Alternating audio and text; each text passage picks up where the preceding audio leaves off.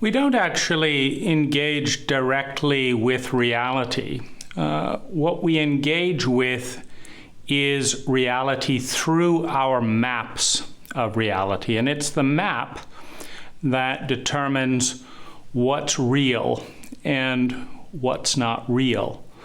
In many ways, as a very mental and verbally oriented culture, what we relate to is the language, the map of language that we have around phenomena. And in that context, I think the map around sexuality, the language that we do and don't have, is useful to explore. The first element we'll look at is motivation. So what are the range of motivations around sexuality? We have alleviating boredom. Sex is a stimulant, and so having sex usually less boring than not having sex. We have revenge. Boyfriend, girlfriend cheated, so I want to make them feel the way that I felt, or some other version of revenge. We have the need to get over attachment. The more traumatized an individual is, the more they tend to cling to their current identity. Now, in close romantic relationships, the primary identity is as someone in a couple. And that identity dies when the couple separates, because the persona, the identity, the habit of thinking, feeling, speaking, and doing is different. The identity that's formed is formed in relationship to a significant other. And when that other separates, the habit of thinking, feeling, speaking, and doing that was designed and built to connect with that other starts to dissolve. And when one person leaves and the other is clinging to identity as an instinct to cling to what's familiar, which is a stronger need for people dealing with trauma, dealing with dissociative personality types in order to cope with trauma.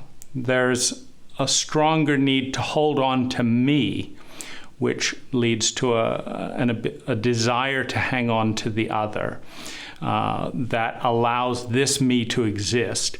Now, when one leaves and there's that desire, but there's no place to make that connection, then one of the strategies is to form some intense physiological memories and identities outside of that relationship, to break orbit, so to speak. And so there is at times the drive to be sexual rapidly with one or more other people to break out of that identity orbit and create some new identity. There's also physical pleasure. It's a scientific fact that sensual touch of just about all types increases pleasure, increases well-being. Energizing the body, similar to boredom. If one is in a slump, let's say some of the chemical structures within the biology, there's not enough exercise in order to move the body forward. Again, people in high levels of pain, psychological pain, are often in dissociative patterns with their body, meaning when you're in a lot of pain, to go to work in a job you don't particularly like and get really physical, to run on a road and come into one's body in a reality one is feeling a lot of antipathy, a lot of pain around, is difficult. And so to come into one's body and energize the body in the in a context that is pleasurable, and particularly one that has some psychological ideals around it, can be a softer landing to reintegrate with the body than any other choice available. Which brings into the next, which is traumatic repair. Orgasm is a reset point within biology, which if you are in a loop, if you are in tunnel vision, if you are in addiction, a coping mechanism of circular behavior to avoid a pattern of energy that's too big. Trauma is always caused by an unattuned energy. So it's a violating energy as it affects us, and it's too big to grapple with. It becomes timeless. It loses a sense of context. And that pattern is reset in the body. There's a moment after orgasm of deep rest, of deep opening, and it's a way into the body's language of safety. In many ways, biologically, to be in a sexual union with someone suggests some degree of survival, some degree of security, some degree of love and belonging, some degree of validation, of self-esteem, and can communicate indirectly a sense that one is okay, one is safe. Making a union, creating and co-creating a third energy, a synergy that is bigger than either person can create alone, is another drive towards sexuality, as in making love, to make something stronger. In traditional politics throughout thousands of years, a sexual union with someone who could be an enemy or an ally, or even with the enemy, was one of the peacemaking tools to create a marriage, and in the consummation of that marriage to have something to look at, a third energy that could bridge the tensions between countries, cultures, between families in business and politics and other places. Transcendent experience, to have a sense of being bigger than the limited self, also released in the endogenous DMT and other chemicals that relate to orgasm. We have curiosity. Haven't tried that one before. I haven't connected with you before. I wonder what it's like. I wonder what I would feel if I connected with you and we did this in this way or this way. So curiosity is a drive. Money can be a drive to sex, since sexuality and sensuality tend to correlate with feelings of attachment, and since people usually spend money on what they're attached to. You can just look at the pet phenomena, where before someone has bonded with a pet, they may be considering, $2,000 for a dog is too much. I'm going to find someone a dog for free or whatever. And there's more of an analytic thinking around money in that initial phase. But once you have formed a deep bond with an animal, a dog tends to bond a little bit more than a cat, but if we look at those things, you'll find people willing to spend suddenly $5,000, $10,000 to protect, to send that animal to a vet. And so if I can enter into a sexual relationship with someone, maybe they will become attached to me, and once they're attached to me, they won't let me be sick in a hospital. They won't let me be thrown out of my apartment, etc. And that proves often to be the case. Seeking attention.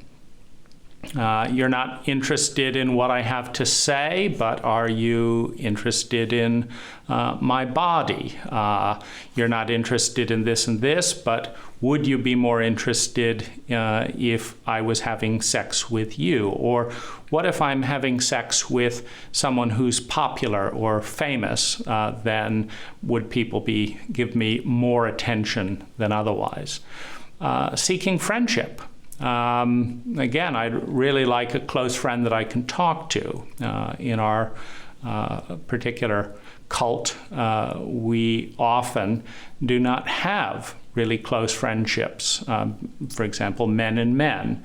A deep, intimate friendship is relatively rare in our cult. And similarly, male and female, I want a friend, you want sex, so can I get a friend if we are lovers? Survival fears, back to money, etc., but also just very instinctual. I want to be in someone's arms. I want to feel protection. Then there's power. Because people tend to be attached to repeated pleasurable experiences, as well as the identity that forms around those experiences. If I'm having sex with you, if I'm your lover, I should and probably will have more ability to influence you than I would if I was just an acquaintance or someone that you didn't want to be sexual with again. And so the leverage of power. We also have addictive pain management. Sex, and particularly falling in love with sex, produces some of the most potent chemicals known to pharmacology. They can produce chemicals that are hundreds of % more potent than morphine in the body. And in doing so, I'm in pain. Psychological pain, physical pain. I don't know how to deal with that pain, but I need to medicate it. And sex is one of the most powerful drugs with relatively few adverse side effects as long as it continues. We also have reconnecting with dissociated inner ages. So in the traumatic history of an individual, as they're going through a maturation process and this trauma happens and they don't know how to deal with it, well, that dissociated self tends to be frozen in time in a certain pattern. Meaning maybe they're the recipient of shame, maybe they're the recipient of violence, maybe they're the giver of shame, maybe there's an exchange. And this is a part of the psyche that is dissociated. It's flipped a breaker. This is too overwhelming for the ego to deal with. We'll dissociate. It's now in a dissociated state, but it contains a part of me, often a very big part of me, because it was the part that was too big to integrate, to deal with. And so I've lost that part of me. And there is a connection between the violation of trauma and the violated of trauma. There's a masculine-feminine expression in trauma. The feminine was unable or unwilling to defend itself against an energy. I'm not talking male or female. I'm talking assertiveness, aggression, imposition. These are masculine characteristics in both men and women. And in order for a trauma to occur, in a natural trauma, nature has to hurl energy at our physical body at a rate that we can't integrate, so we dissociate. It's a pattern of violation. In order to be raped, someone has to assert physical and psychological force that the other person cannot move away from or stop. It's an imbalance in the masculine and feminine energy. And that imbalance, the pattern of that imbalance is frozen, which means there's two parts. Often the victim may identify with the aggressor if there's too much helplessness, too much grief, too much shame to identify with the victim. And in that process, there's a frozen shape of energy that is traumatic, that's masculine, and energy that is not standing up to its boundaries, that is feminine.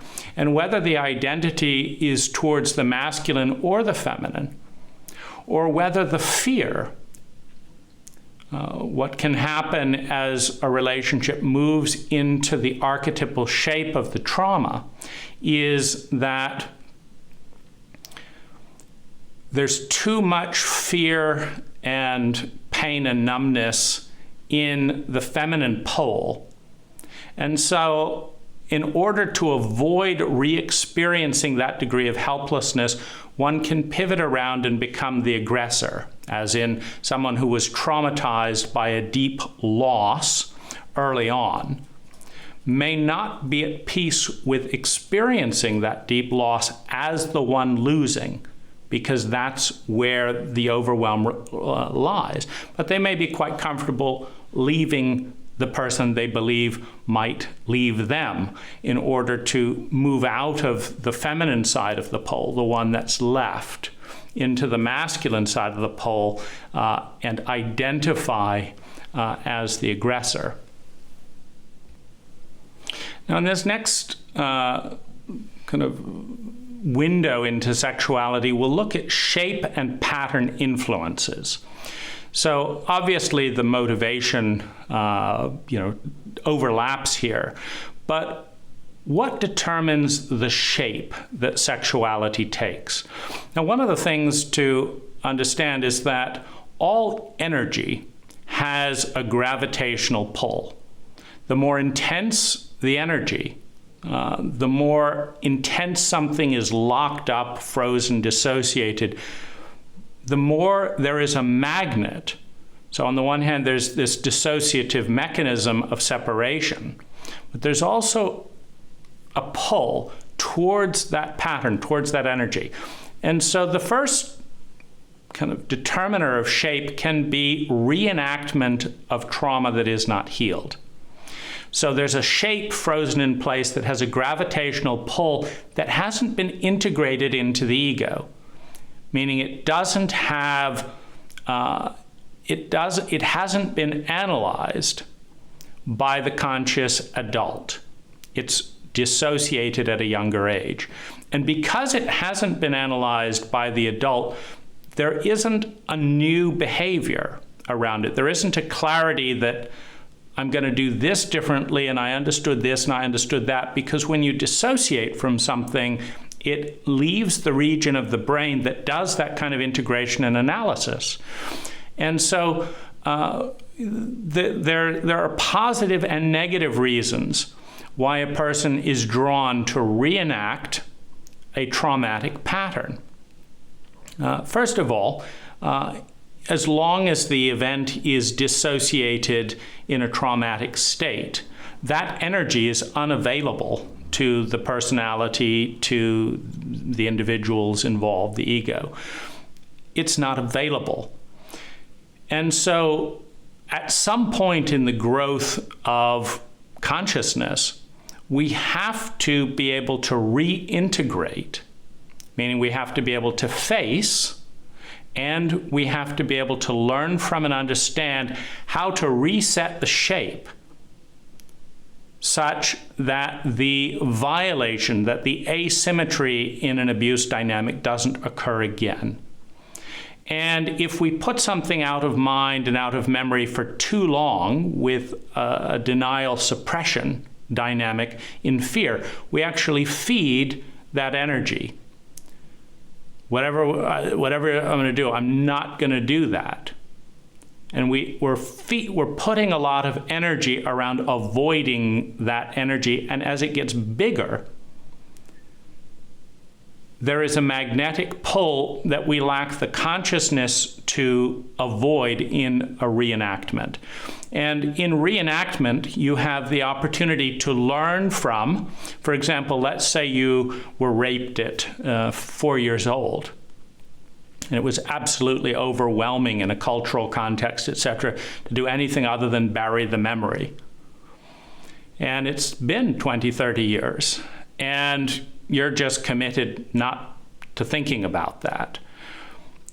That blind spot of not integrating that pattern and learning, etc., can create, one, a predisposition to move in that direction, but secondly, an opportunity to re-experience perhaps a lighter version, and now you're an adult, so you're bigger. That event that's blotted out your 5-year-old is still there, but now it's not the hand of a giant, it's the hand of a fellow human being. And so there can be situations where the adult reenacts the abuse, but this time they realize they are strong enough to interrupt it or to say no. This time they do read a book about rape and psychology, etc., and they stop being available in at least that pattern of energy. It's not a panacea or anything. There's always bigger energies out there. And when those energies are sociopathic, there's always vulnerability. But you can stop doing certain things that are within your ability, and so there can be a chance to integration. There can also be the desire to discharge. For example, if you were the victim before, a big giant, relatively speaking, raped you or hit you when you were 2 years old, and now you're with someone that is very scared and very small, and so you are to them the big one. And if you haven't looked into that gravitational pull into the wound and analyzed it, there can be a reenactment and a draw to reenact. And it's also, this comes from sexual flow, meaning the most intense sexuality, which often is the most satisfying or pleasurable sexuality, is the sexuality that connects to us where we are. And if large portions of us are in the wound, in order to connect with those portions of ourselves in the wound, the sexuality is going to be more intense by getting close to that wound or reenacting the wound. And this can also, shed some light on the constructive potential as well as the destructive potential of BDSM. I want someone to do this to me, hurt me in this way, and this way. Sometimes that's, I feel connected to the part of myself that is dissociated in that process. And if I set up safe words, etc., it's not traumatic in this particular context, because I can stop it, but I also get to feel like what I felt like at 4, at 5, etc. Now, the strongest aspect of sexuality is psychological. And so the pattern that's being connected with or reenacted does not have to in any way resemble the outer physical pattern of the original trauma or abuse where energy's been locked away. It can be a completely different context with completely different type of people, but that induces the same sense of desperate helplessness where I feel 4 or 5 years old, I feel completely out of control, etc. And in doing so, I heal the rift, meaning I get to connect with a part of myself that I'm separate from, and I'm in pain around that. All pain is a symptom of separation from and longing for wholeness and to be connected with all of us, ourselves. So the parts that are suppressed and banished, and the parts that of us that we're kind of leading our lives from, can be very dissociated and separate. And there can be an enormous well of pain in the gap between who I feel is my identity here and these parts of myself that I've dissociated from and suppressed. The expression of repressed feelings is another pattern. And in terms of if someone has an enormous amount of anger built up where it was never safe to express that, that's in the body. So if you want an intense release, orgasm or otherwise, the most intense release will be connecting with the positive or expansive or constrictive. Anger is tightening, hate is tightening, rage is tightening, helpless feels very small. Or you have joy. So, if there's a lot of joy, meaning there's all this joy that comes through, but you're controlling it. It doesn't look good in business meetings, and my friends think it's weird, etc. Well, if my sexuality allows me to express that repressed joy, it will be far more intense and satisfying. So the drive for pleasure, the drive for integration is one of, I want to channel that energy, constrictive energy, rage, anger, jealousy, whatever, or joy, happiness, whatever is being suppressed will, if there is an honest pursuit of intensity, then it will come from releasing, integrating, expressing what is most suppressed. The desire to please plays an enormous psychological role, particularly in the child state. Every child, desperate to survive, to feel secure, to have love and belonging, to have validation, wants to please, wants to be liked. And so the question of an individual in that state is, what do I have to do? What do I have to say? What do I have to appear to be? How do I have to look so that you value me, so that you desire me, so that you're attracted to me? And I want to be that because I want to bask in fully satisfying you, being wanted in your pleasure. So the shape of what will please you is an enormous drive in sexuality. Underlying beliefs is, of course, a key shaping role. If you believe that sex should only take place in marriage, if you believe that sex should only be with two people or has to be with people of the same age, if you strongly believe that, then a part of you is going to resist showing up fully. If you believe that it's somehow a horrible thing for a 40-year-old to be sexual with a 20-year-old, and you're a 40-year-old and you're connecting with a 20-year-old, there's going to be part that's, not happy with that. And in that sense, when you're all on board, whatever that belief system is, you'll have more release than if parts of you are fighting and resisting. The paradigm is, of course, a framework in shaping sexuality. If you believe that sex is a conquest, then the shape and way that you go about seducing and enacting in sex will be completely different than if you believe that sex is a transcendent experience. If your paradigm is that this is a sacred experience between two divine beings in a physical form. So two completely different paradigms leading to two completely different ways of thinking and feeling and acting, leading to completely different experiences in the way that sex plays out.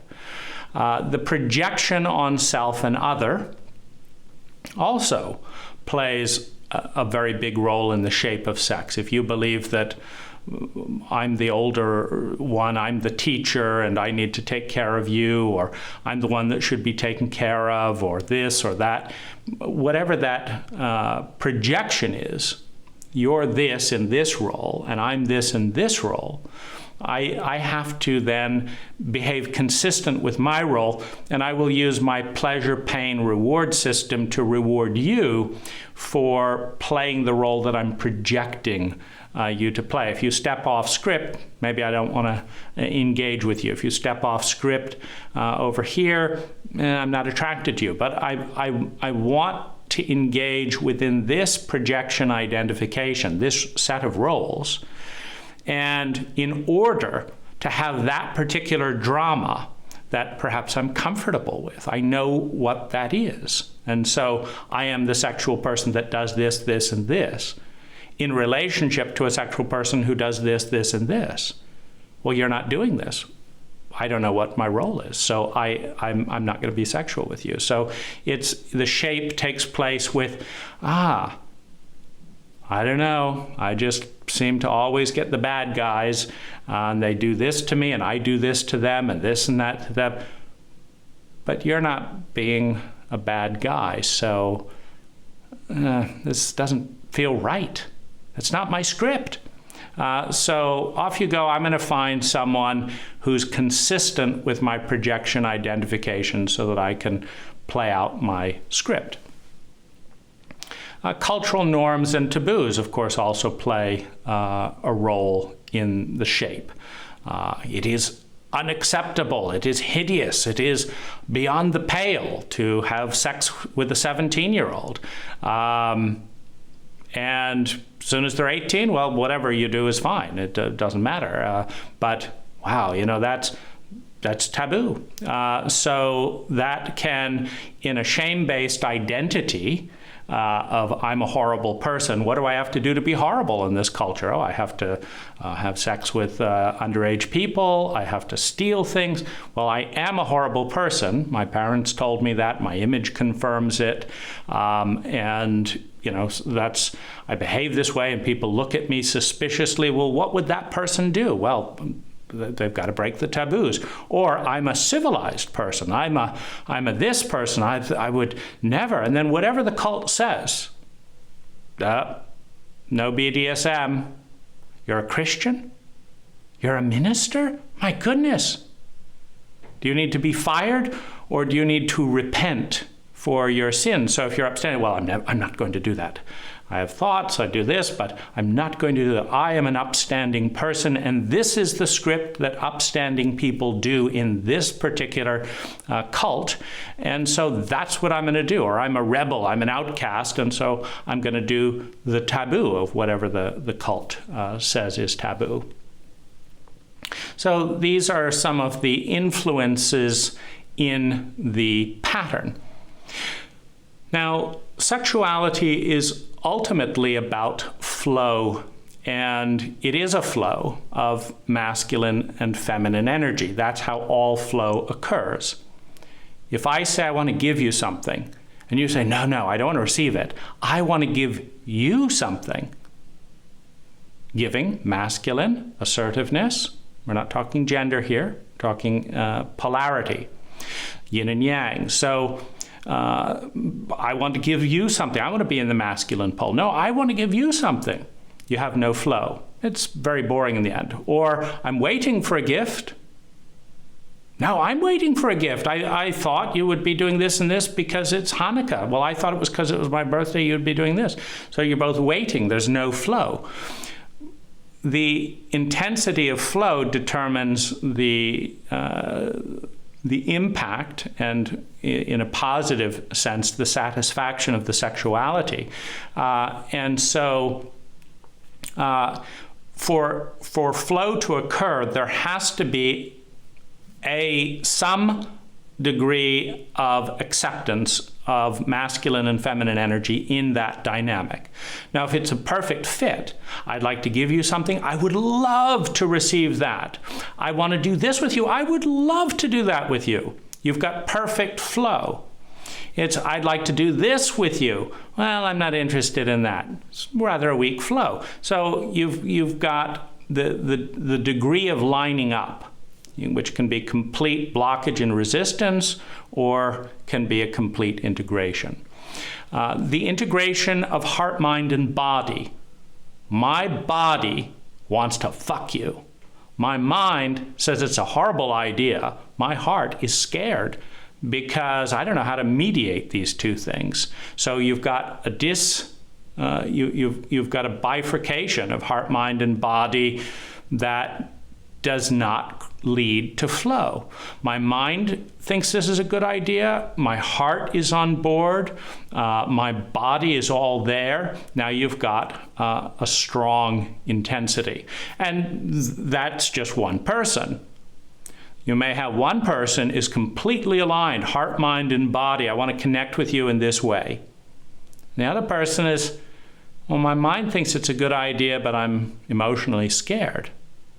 My body's having a traumatic memory. My mind thinks you're a great person, thinks it's a good idea. I don't understand why my body and my feelings are so out of line. Well, I'm online, but I'm not. So the optimal flow comes when both individuals have an integrated heart, mind, and body, and those line up. That integrated heart, mind, and body has flow rather than I want this, and, well, I don't want that, I want this.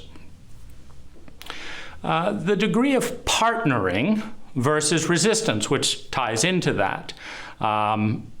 Let's do this together. I don't want to do anything with you. Or, yeah, let's do this together, let's do this together. We're talking about more mental being on board, but in a partnering dynamic, where I want to give as much value to you as possible, you want to give as much value to me as possible. We're respectful of boundaries and our differences, and we can connect here but not here. The degree of partnering is a function of flow. The capacity of the physical, emotional, and mental body is a degree of flow. A 30-year-old man is not going to be able to reach the mental, emotional, physical capacity, the energetic capacity, the sensual capacity of another 30-year-old of maybe a similar body weight rather than a 6-year-old. A 6-year-old can't feel those feelings. The body cannot fully engaged. The mind is dissociated. So the capacity of each person, meaning, someone who's 45, 50 years old, connecting with someone else who is an adult. I'm not talking about the physical body being grown up, who is an adult, who knows how to feel, that's comfortable with the intensity of feelings. Is a determiner in how much flow versus how much resistance. If I'm fully engaged, but you're dissociated and numb because it's bringing up rape memories, you don't have the capacity to connect, or I don't have the capacity to connect with you. The degree of attraction, the degree of magnetism, which often correlates to flow. And attraction is not always expansive in the sense that predators speak of being able to, if you talk with some of the people who are in prison for sexual or violent predation, they will say they know who will allow victimization and they don't. They can look at the body movement, they can look at that personality, and they can say that person is going to behave like the counterpart of my abuse pattern, and vice versa. And so there can be an attraction in, I'm built to not say no and or receive or have this or that happen. And I'm built to do that. And so there's an attraction because we're connecting, again, traumatic energy tends to be amongst the most intense energy there is. That's why it was dissociated. Now, the template of traumatic energy is frozen in the abuse pattern because it doesn't get worked through when you flip the breaker and dissociate. It remains static. And so the attraction can be the attraction of intensity that just says, you're going to be able to abuse me in the way that makes me feel more feelings than any other person can make me feel, because those are the feelings that I have in this partitioned area. And I'm going to feel the feelings the way no one else can feel. So there can be an attraction to the traumatic reenaction. There can also be mental attraction, like I admire you. I don't feel anything, but I'd like to have sex with you because I admire you. So the degree of attraction, is it mental, is it physical, is it emotional, and is it expansive, or is it contractive, reenacting a wound or opening up, or both? You know, that could be some of the most intense possible connection. Is there's a part of me that can connect to this wound, and there's a part of me that can connect with your ideals, and there's a part of me that connect with what's healthy, and there's a part of me that can connecting with your deepest fear. And so there's just this magnetism as all intense energies. You see, there's physical mass that creates gravity, and there's emotional mass, which creates magnetism, which creates attraction. I've got this huge mass over here of hate and rage, and you're the perfect person to dive in there and reenact all of that. And so there's a magnetism of all mass, and traumatic mass is some of the biggest mass, and it's one of the most important reasons to learn trauma literacy. Because if you understand the physics of the psyche, and that all masses attract, well, you can think of it in the great journey towards unity, towards wholeness, towards healing, towards oneness, towards divinity. It's moving together. There is a pull, the magnetic pull, the gravitational pull.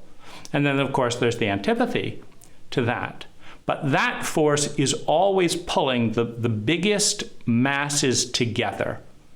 You're drawn to a crowd. Why? Because there's more people there. It's a bigger mass. I could go to this talk over here, and there's only 3 people there. But it's such an interesting talk.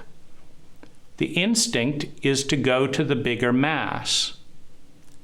Whatever that is, that's, you know, gravity is not a moral force. It's a force of physics. Masses attract.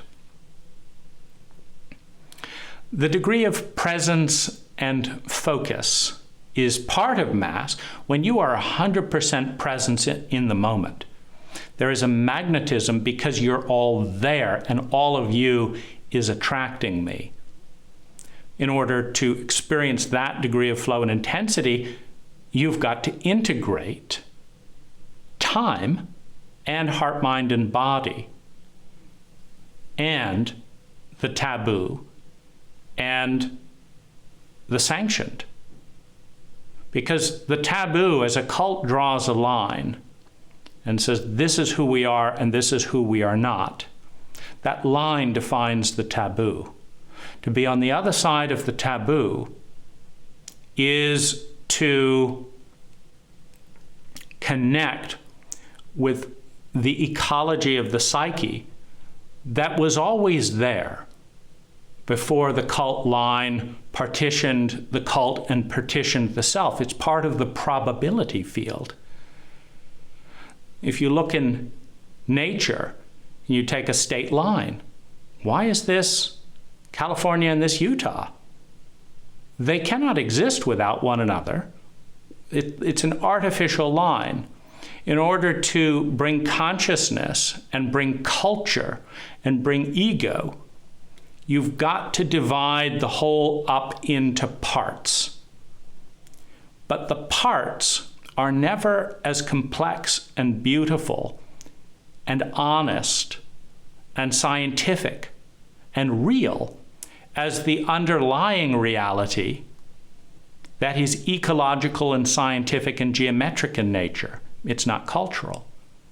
You know, you can say this is our land and this is your land, but the river that goes through it pays no attention. The wind that goes through it pays no attention. Physics doesn't stop because you carve space into boxes.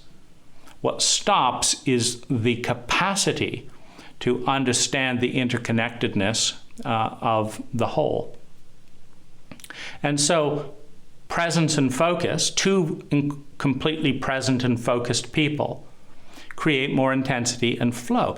And it's also the other way around. Sex tends to, because it's pleasurable, because it's multidimensional, because it always includes heart, mind, and body, because it's intense, and our consciousness is in our body, sexuality tends to induce presence and flow, and that meets resistance. I don't want to think of my husband that I'm cheating on, so I'm not going to. Or I do want to think of him and how my revenge is working, this and that, so I'm not thinking of my partner.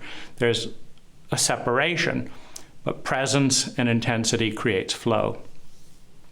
Trust in the self and the other is the foundation of all flow. All flow is mutual.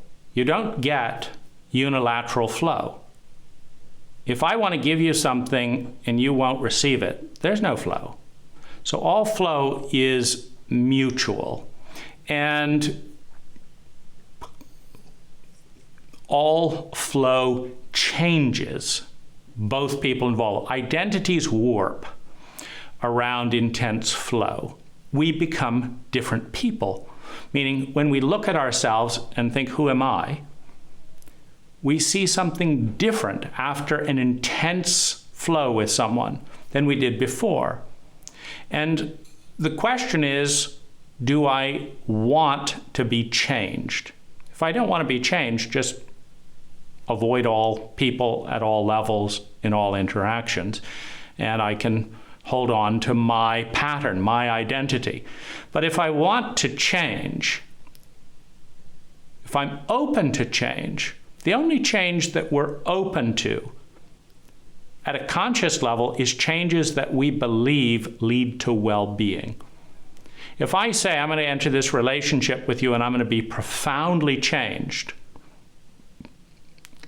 and it's going to be for the worse, the rest of my life will be lower quality, less well-being because of the way I was changed in my interacting with you. Well, in that dynamic, we don't engage. So trust is the foundation for all engagement. And trust in the self is primary to trusting the other, because if I don't trust myself, then I don't trust myself to choose the other. It must begin with self-trust, then it begins in the other, and then there's an integration. Well, mentally, I thought they were fine. But physiologically, I hate what I'm experiencing in proximity to this person. I'm being lied to, I'm being this, it's horrible. My mind says this is a trustworthy, but what I'm experiencing is an increased level of pain. I do not trust this person, so I'm not willing to have flow. The degree to which sex mirrors the inner dialogues creates intensity. So I have an inner 6-year-old who had some thoughts about sex and had some thoughts about men and had some thoughts about women. Oh, it's disgusting, this, that, the other. Well, if I'm in my 6-year-old, that's my psychological state tonight, and you want to have sex, well then my 6-year-old is saying, that's disgusting. I don't want that. But if I'm in my 15-year-old, and my 15-year-old is saying, oh, it's so interesting. I just want to have sex with everyone. I'd be so curious what it was all like. Well, now you've got a very broad kind of matrix of flow. So the degree to which sex mirrors the inner dialogues creates the intensity of the flow. You're a little girl tonight. You want to be hugged and cuddled and feel like a princess. Well, I would enjoy being a prince, cuddling you, taking care of you, and making you feel like a princess. Oh, yes, you've got flow. I'm a cool biker dude, who doesn't want anything to do with prissy things. You're a little girl and want to princess. Go fuck yourself. I'm going to go out to a bar and do this. It's not mirroring my inner dialogue. And so the degree of flow intensity as people migrate through all facets of their psyche in different contexts at different times, they either line up or they don't line up. The possibilities around the relationship also have a lot to do with flow and intensity. If this goes well, we could really fit together. We could get married. We could have a family. We could achieve many of our dreams. There's a higher charge around the sexuality. It could be fear or it could be desire, but there's the possibility field that is around the relationship. Logistically, financially, mentally, emotionally, idealistically, or spiritually, that possibility field affects presence and it affects flow. Now, let's look at some of the key variables that tie into this whole thing.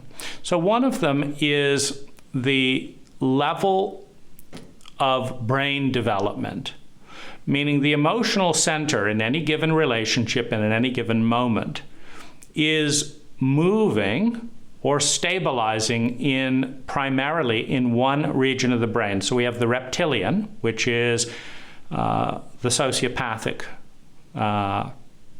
facet of relationship. So this is fight what is smaller than you, run from what's bigger than you, and freeze and accommodate when you can neither run nor fight effectively.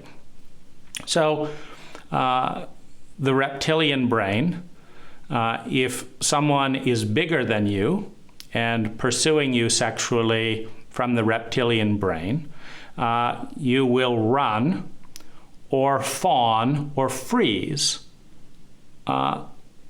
or you may be in a manipulation dynamic of your own, a power dynamic from your own reptilian brain. But this is a very key aspect in whether or not sex is constructive and sustainable. Then you have the limbic instinctual brain of, I just want to do it. And sex can come out of that brain. You have the rational brain that looks at patterns. The rational brain, if you're in the rational brain and you say, you know what? 99% of the time, a father has sex with their daughter, it doesn't end well for either one of them over time. So I'm not going to do that. That's why bet against 97%. 97% of the time, if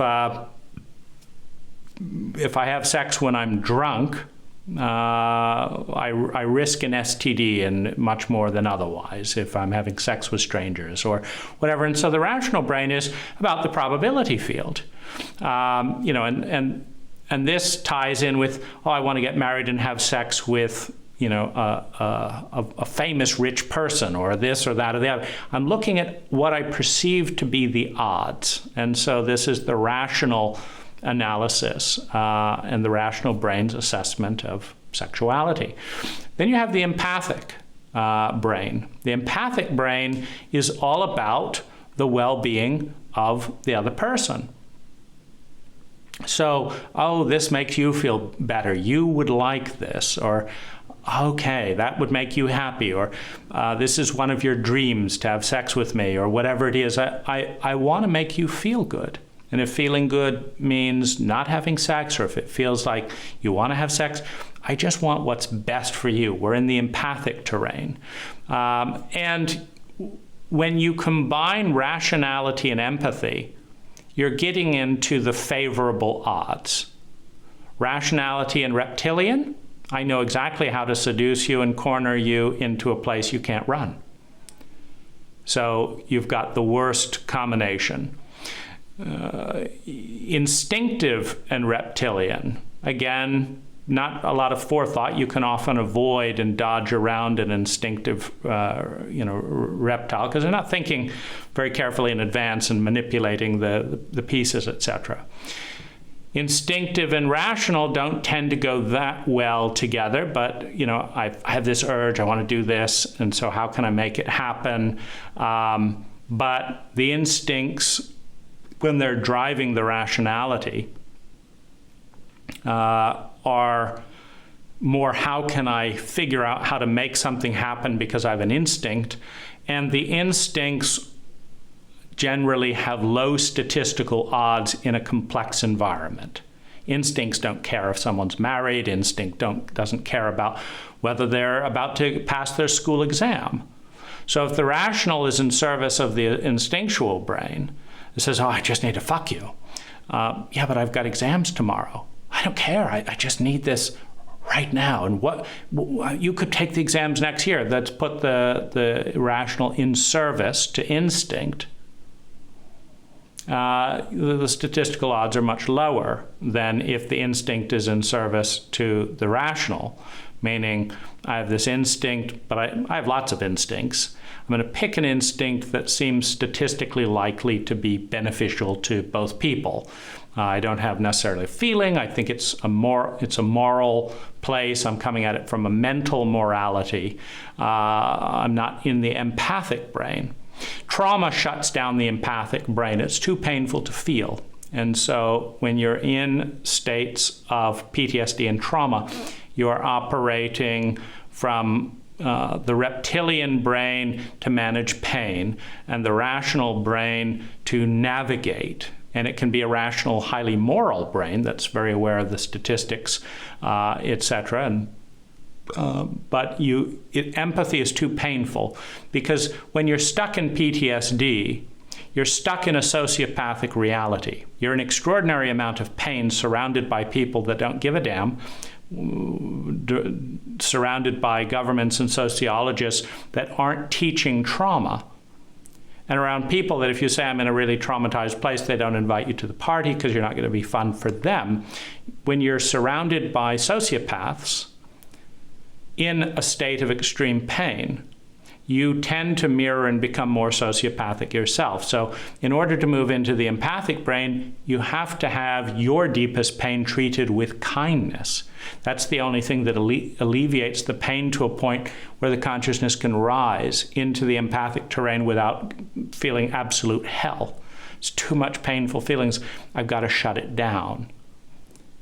That's only possible when an entire community colludes to create and tolerate someone staying in extraordinary amounts of pain and refusing to do anything about it.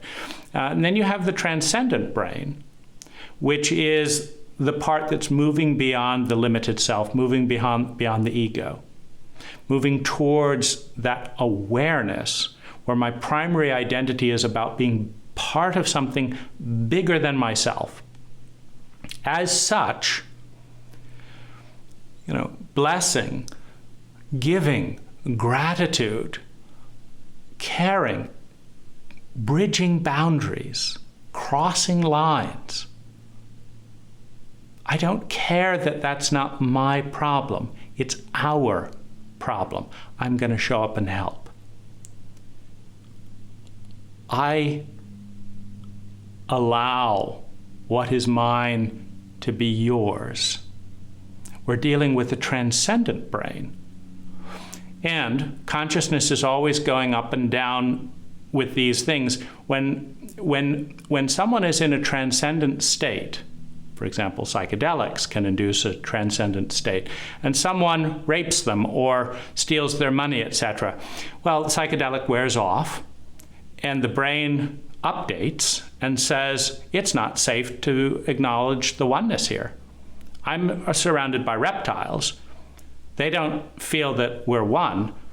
They're waiting till I express that openness. Then they're preying on that, extracting more from them, and then defending, and they won't give anything back.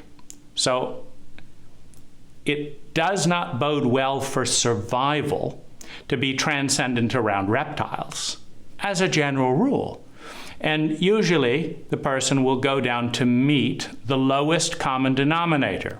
100 Buddhist monks chanting in ecstasy, let's just presume for a moment, an actual religious experience of unity. One person takes out a gun, shoots out the altar, shoots out the ceiling, and says, on your knees, I'm going to start shooting one child after another until I get this and this and this.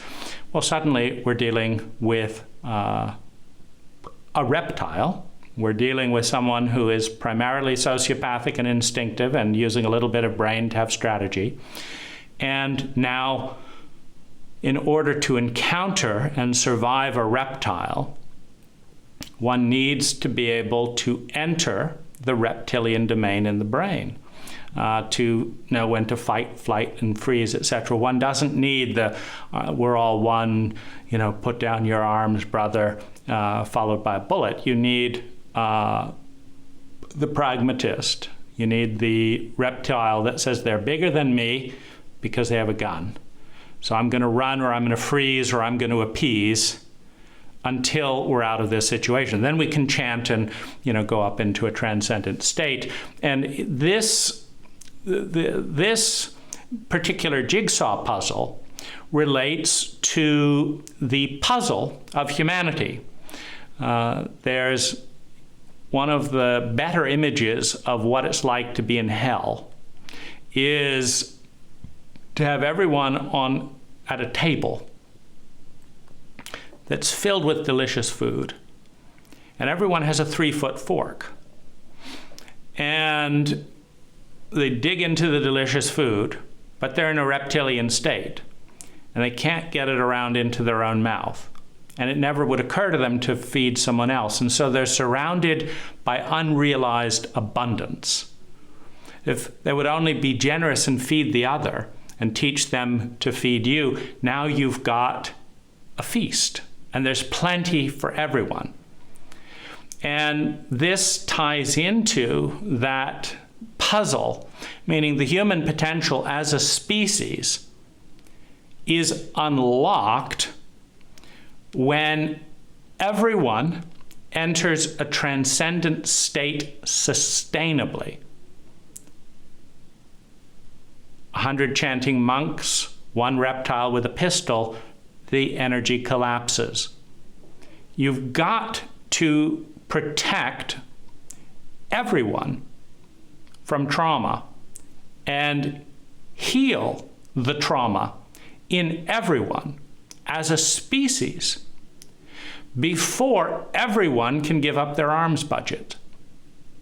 Because in a reptilian state of consciousness, if you have no fear to hold someone at a boundary, because a reptile will honor superior force. That's the only thing a reptile will honor. A crocodile will go to attack a 5-year-old little boy. He'll leave the parents alone because they're more dangerous. So the crocodile goes for the child. Why? Because they're less scared of a child. Now, if that child gets in the habit of shooting crocodiles and pulling out a pistol, and then the crocodile learns that 5-year-olds have pistols, they will protect the 5-year-old, but not out of empathy, out of fear. And when you are dealing with a relationship that is sporadically or regularly reptilian, the only mass that you can hold a boundary with is fear. Fear of what? Fear of pain. I've got to be able to cause you pain. This was MAD, mutually assured destruction, in the Cold War. I've got to be able to ensure, and you've got to know that if you hurt me, you're going to be hurt at least as much. Now, I'm not respecting your boundaries out of love, out of empathy, out of transcendence. I don't have that brain. I've been traumatized into a world where I believe that I'm surrounded by reptiles, that at base everyone's a reptile. Otherwise, my dad wouldn't have raped me from 0 to 6 and people would have believed me. I'm surrounded by reptiles. The only way to stay safe is to threaten, is to use fear. And the only way to ensure that you are threatened is to give you a taste of that. And there you can have an escalation dynamic, where if it's unclear who will win, the fight escalates. As soon as a reptile realizes that they will absolutely lose, they will die and they will never win from fighting a bigger force, that's when the war's over. Okay, you're the bigger one for now.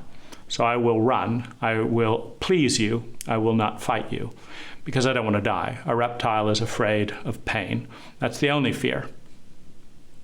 And so to move towards transcendence, where people are looking at the mathematics of energy without boundary.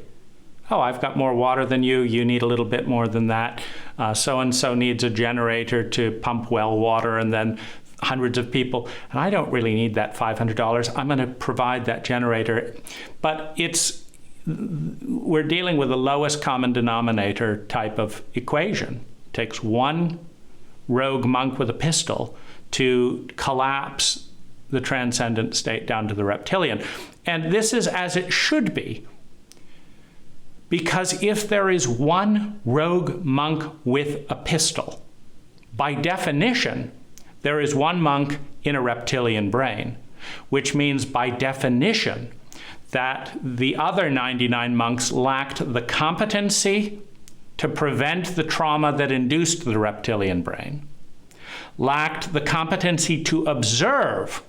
There were two, ungrounded and spiritual. Well, all spiritual, there's no looking, are you a reptile? Or are you a human being? Or are you a transcendent being? I can't even tell the difference. It's a weak technology.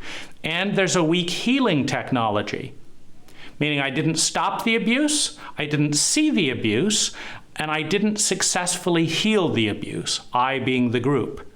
And so there is a reptile in our midst who has not been released into the transcendent state sustainably, which everyone wants to be. Being released into the transcendent state sustainably is the single most euphoric, amazing, highest resonance experience that a being can have. So everyone wants it. What they don't want is to be up there and to be raped, blindsided, stolen from, knocked off that, and find themselves in a ditch half dead because they couldn't see the reptile in the other, because they were so high, they were so out of it. And so this is a key variable in whether sexuality turns out well or not. What level of brain are both people at? How sustainably? There's also an attachment dynamic. There's secure and insecure attachment. I.e., I can have safe and solid, sustainable relationships with people, or I am afraid of people because I was traumatized too erratically, because people weren't safe. The templates have been set that I'm expecting a reenactment of the template, which is that I get attached and then mom hates me and leaves me, or I get attached and dad disappoints me, or I do. The template is set in an insecure attachment, such that maybe as you come closer, I avoid attachment, or as you come closer, I cling. Both of those are an insecure attachment. They're two extremes. Clinging to you, I'm not letting go, even though you're beating me, even though this and that and the other, don't let go. It's an insecure attachment with the vice-like grip without space. And then the other is, I'm not getting anywhere near. The feelings are coming. You say, I love you, I'm out of here. Because I have an insecure attachment and I'm avoidant. Or I have an insecure attachment and I'm clinging so much that you can't be you. And so, there's an inevitability around disaster of sexuality in an insecure attachment dynamic that isn't conscious, that isn't worked with. We also have the maturity level of each person. People who are highly traumatized in childhood are not adults. Emotionally, if you look at how they're feeling as they look out in the world, I'm 5 years old, I'm 6 years old, and it's not, love doesn't traumatize people.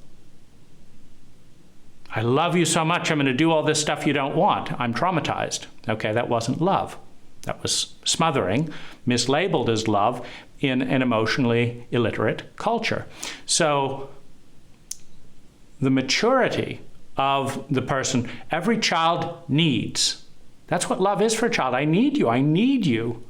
The child needs the parents, needs the caregivers to survive, to feel secure, have love and belonging, have self-esteem.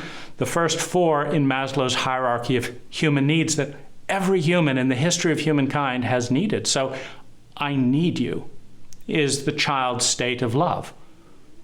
And who does the child need? That which can provide. Provide what? Survival, security, love, and belonging. Adolescent. If you're traumatized in adolescence and you don't develop beyond adolescence, I want you. I lust after you. I want this for me. The child and the adolescent are both about me. The most common thing in our culture is for two children or adolescents to try and connect, each one wanting, I need this, well, I need this, well, I need this. And so you have a power struggle, you don't have flow. Because a child cannot give what another child needs. Only an adult can give love to the child, survival, security, love and belonging, and self-esteem. The development of one's gifts, the bringing of those gifts into the world abundantly, and the transcendence into something bigger than that. Only an adult can do that. That adult can be inside or it can be outside. Someone in a childlike state of needing is looking, usually outside, for an adult because they can't find the inner adult, because the adult that was not mirrored for them in the cult around. When you are raised by narcissistic and abusive parents, you know nothing of adulthood. You know that the giants needed and wanted you for their needs, mental, emotional, sexual, physical, financial, reputational, whatever. The giants needed you for their needs, and they won, and you had to give them what they needed or they wouldn't let you feel a sense of survival, security, love and belonging and self-esteem. They shamed you, they hated you, they beat you because you didn't give the grown-up child what they needed. And you couldn't. You were a child.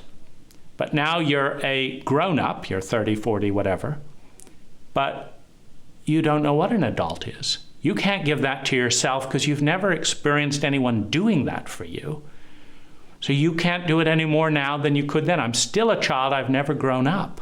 I've never matured. So I need this. Well, I need this. So one child and an adult can have a healthy sexuality if it facilitates the maturation process of the child. It's not an equal relationship. It's an adult recognizing I'm in the presence of a child who doesn't know love. And whether it's become sexual or not, I'm going to be loving as an adult. You have the adolescent. Again, the adolescent cannot love the child, and the adolescent cannot love themselves. They want. That's what they can do. I want this, I want that. So the best you can say of a child and adolescent relationship is that to the extent that both people feel that they can meet more of their needs together than not, they will be attached to the other. And as soon as they can meet more of their needs with someone else or alone or whatever, then they will get rid of them. The child is not particularly empathic. And the adolescent will be with you as long as you can satisfy their desires more than any other person can, or that's where you get all the, the cheating and stuff like that. Well, I want this, well, I want that. I want a small pussy and I want big breasts, and you've got this and you've got this, and I want this and I want that. But again, adolescents often connect with adolescence at a maturity state. And so, I want this, I want that. Okay, we've got it for now, but always looking around, because you're there because I want something and you can provide it.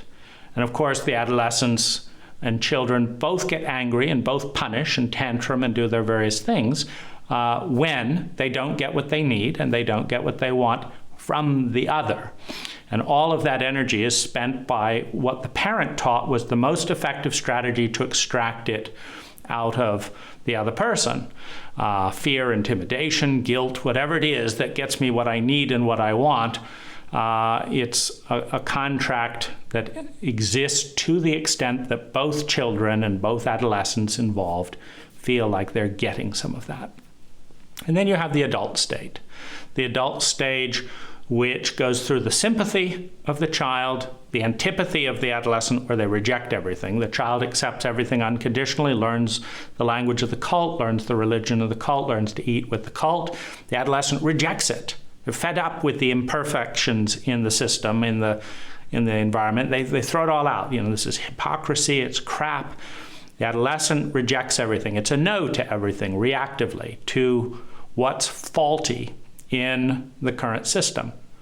You have these two polarities, yes and no. And out of those two polarities, a synergy emerges where you can start observing and engaging as a unique human being and saying, I'm a yes to that bit that I learned, I like that. My mom did have a good sense of color. She's just a son of a bitch of a mother when it comes to empathy, but I'll take the color bit. I hate that. I hate dad's philandering. It's disgusting. Okay, so I won't do that. And back and forth, and I'm going to create a synergy, a unique human being with my unique yeses and nos, evaluated, consciously considered. You don't become an adult until you are conscious. You don't become an adult until you have a rational brain that differentiates yourself from both parents and their family and your cult, your culture, and you have a sense of something that's you, a synergy of all those yeses and something more than just those reactive yeses and nos. Now I'm an individual. And as an individual, I love first my inner child, then my inner adolescent, then my adult. I learn how to survive, feel secure in that survival, experience love and belonging first to myself and then with others. I have self-esteem by having ideals and principles and adhering to them. I have developed my gifts that are uniquely mine, and I'm bringing them out into the world in a way that feels right and good to me. And I'm part of something bigger than myself. I am now an adult who has filled the void, the endless hunger of the child and adolescent. And once that void is filled, like a flower blossoming, the self-absorption of the narcissistic child appropriately, and narcissistic adolescent appropriately. Adolescents and children are supposed to be self-centered and self-important. Then I turn my attention outward. How can I be an adult with you? How can I help to love your child, your adolescent, so that you become an adult and we can be an adult together? So whether or not you're with an adult, or someone who knows what an adult is, or someone who helps you move towards adulthood, is a huge variable in sexuality. Culture. How dogmatic and self-referential is your culture, how scientific is your culture? The more dogmatic the culture is, the more self-referential the culture is. We do this because we do this, and we do this because we did this, and we did it because we did it before that, and that's why we do this. You've said absolutely nothing that doesn't just affirm a mindless repetition of an endless pattern, which becomes dogmatic because it becomes frozen in time. Science is on the intelligence continuum. We used to do that because it was good in this way, but now we found a better way by these external metrics. And then we're moving towards this because this is an even better way, meaning we measure the impact of well-being on our people, and we do it because it has more well-being than the old way, and we're changing, we're growing. That's a science-based culture. The science of the psyche, the science of the spirit, the science of the body, the science of logistics. We do things because that is the most efficient and intelligent way we know they could be done based on external metrics. Sex that is defined by dogma is far more likely to be destructive than sex that is referencing statistical science. Meaning if your culture says that's bad because it's bad, so don't do it because it's bad, and you've got a statistic that says that 97% of the people who do that benefit, your cult is killing you with its dogma. So you want your sexuality to lean towards science without alienating your cult to such an extent that they attack you out of fear of change and the unknown. Because when a cult decides to ostracize you and attack you, they're not using the law of intelligence, they're using the law of mass. The law of mass says the bigger body always beats the smaller body. So you die, you lose, you get ostracized, not because there was anything wrong with you, but because you were different and you were smaller than the bullying of a dogmatic fear-based cult. All dogma comes from fear. All fear comes from trauma. Trauma is the only devastating fear that can make grown people do the most insane things to avoid that horrific reenactment of a traumatic memory, of being reminded of it, of facing certain horrific feelings, usually inoculated in childhood.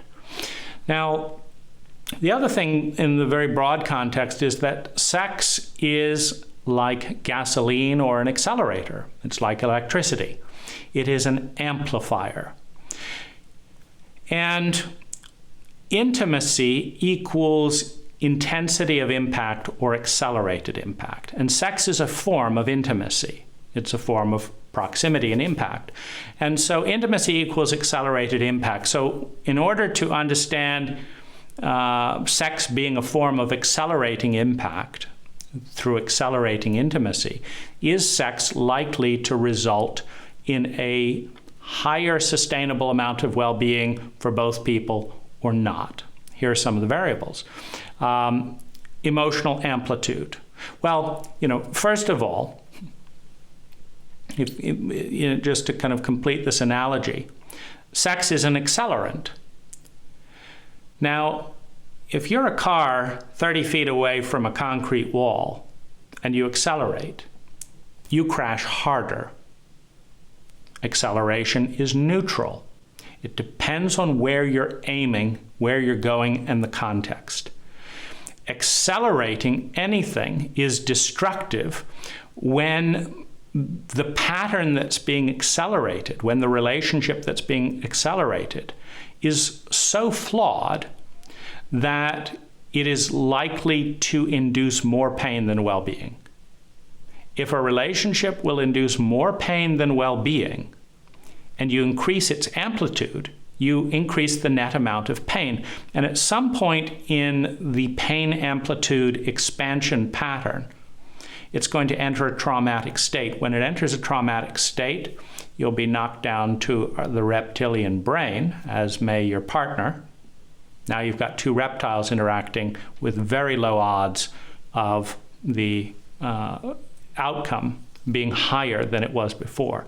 And so it's very important to know what affects amplitude, what affects impact and intimacy, so that you can accelerate to the degree that you're in a pattern that you're confident brings more well-being than pain. So emotional amplitude is, of course, the more intense your feelings are when having sex, or being in a relationship at all, the more impact it'll have. If I'm feeling numb and you say something rude to me, I don't feel it. I'm numb. If I'm feeling exquisitely tender and vulnerable and you say something rude to me, I could cry for 3 days. We're talking about emotional amplitude. We're looking at mental attachment. If I'm strongly attached to this idea that I want this relationship to work and it doesn't work, well, then I'm devastated. The stronger the attachment, the stronger the amplitude. Physical sex. On the continuum, you have multiple orgasms with someone, or you do a little petting on the cheek, it's an amplitude. You shake hands. The more touch and proximity on the continuum of sensuality, sexuality, the higher the impact, the higher the amplitude. The faster the psychological speed becomes. You don't want to drive 110 miles an hour until you have driven a year without hitting anything and you have a good margin of error. If you halfway kill yourself every other day, then driving at 110 miles an hour is a bad idea. If you've got confidence, if you can assess risk, etc., driving at 110 miles an hour gets you there faster. Dependency imbalance affects amplitude. Meaning if I'm dependent on a parent and they do something bad, my life is shattered because I need that person. And they hit me, they don't like me. So dependency has a huge thing. This is one of the reasons that sexual relationship in highly vertical relationships tends to be destructive. If one person has 20 lovers, is a billionaire, has 60 years of experience, and the other person doesn't know where they'll get a job or how they'll finish school or whatever without the other person, and has no social, no connection. All they have is a young pert body. The dependency level, the one is in a completely terrified state about the relationship and may go into unhealthy pleasing and boundary pushing. The other one, plenty of fish in the pot. A healthy relationship tends to take place in the balance point where both people are equally affected and both people equally need and desire each other mentally, emotionally, physically, sexually, financially, logistically, etc. So it's not usually a good idea to make one's most intense relationship an incredibly vertical one. Close proximity, of course. The more you are affected, more you live with someone and engage with them, the more you're going to be influenced by them. You don't want to be hurt by them, and you want to feel good with them. And so you will adjust yourself in the way that will leave you to being happier with them. The problem can come if adjusting yourself is taking you in the wrong direction for where you want to go, simply because you're very close to someone that you don't want to offend. And psychedelics is another thing, because psychedelics it can induce regression, it can induce childhood memories, it can induce the transcendent state that acknowledges the unity of things. So if you have psychedelics going on in a relationship, it may create an incredible imbalance where one person has an experience, the other can't connect to it at all. Now you've got a vertical relationship that can be problematic. And finally, empathy equals change. The more empathic you are, the more you will change to please the other person, to care for the other person. The more sociopathic you are, the less you will. And generally, you want to accelerate impact with someone who is empathic, intelligent, can take care of themselves and support you in being who you want to be as well, where you can take care of yourself and support them in being who they want to be, and where the close proximity engages and draws out changes in you that are for everyone's benefit, that you become someone you like more than you were without connecting with them, because they're drawing out the part of you that you want to become. And so as you change dramatically and as you let go of old identities to become that third energy, you're reaching a much higher level. So let's look at optimal sexuality briefly. So the higher the levels of consciousness, the more likely there is a positive outcome. If you know exactly what you're doing and why you're doing it and what your boundaries are, there's a way better chance that things will go well than I have no idea what I'm doing and you don't either, but let's just see what happens. High levels of integrity. If I am keeping my agreements with myself, with other people, you are with you and other people in your reality, etc., you've got a much better odds than a relationship of violation. I'm violating what I know to be best. I'm violating my marriage. I'm violating my children. I'm violating my future in order to do this thing. High levels of integrity. Shared intention. Not just we're integrated, but we have a shared intention as opposed to an unconscious intention, back to the consciousness level. Adult love in the creation of a shared union.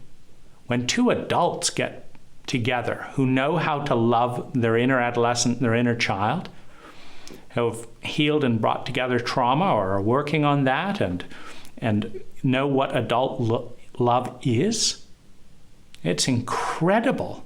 We're looking at a 10x improvement on the typical statistical relationship. The birth and honor of the third energy is another thing. A third energy is always created in the interference pattern between two people. A synergy is the relationship. It's a probability field and possibility field that is sacred because it is greater than the sum of the parts.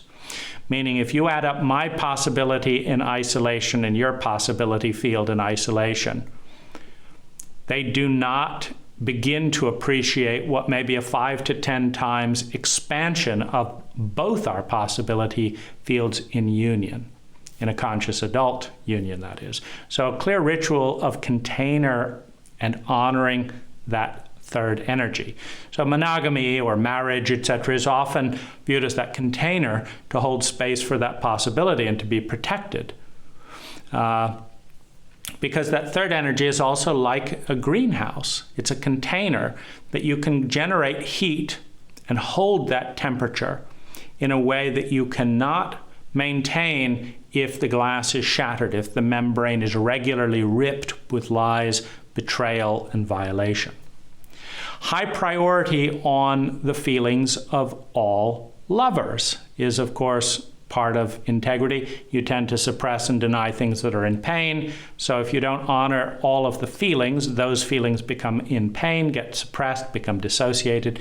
The relationship is weaker. Patience in the preparation and the act of integration is another variable. When you're not in an addictive cycle of I need this, now that I can be patient, now I can start to bring more attention and care to the integration so that what comes together is truly conscious, truly beautiful. And of course, honoring all agreements is consistent with the above because the agreements are a key foundation. They're the pillars, the cornerstones of the container. When an agreement is broken, that part of the architecture of that third energy collapses. Trust relaxes. Both people withdraw energy from the relationship. And so the possibility field is much smaller with less trust and less energy. So honoring all agreements is key. And these are the variables for optimal sexuality, which in its integrity with heart, mind, and body are the variables of adulthood, are the variables of a union in adult love, even if that is a weaker union in one adult modeling what love looks like to a child and adolescent on their journey to discovering adulthood. these are the variables.